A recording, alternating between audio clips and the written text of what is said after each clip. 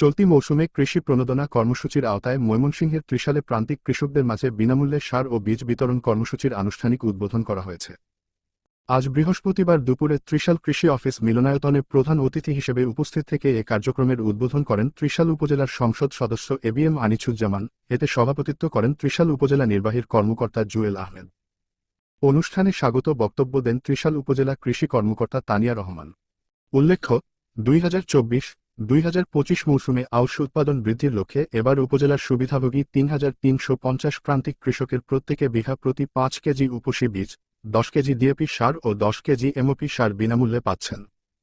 ত্রিশাল উপজেলা কৃষি কর্মকর্তা তানিয়া রহমান বলেন, যাচাই বাছাই করে প্রকৃত প্রান্তিক চাষিদের তালিকা করে তাদের মাঝে প্রণোদনার সার ও বীজ বিতরণ কর্মসূচির উদ্বোধন করা হয়েছে।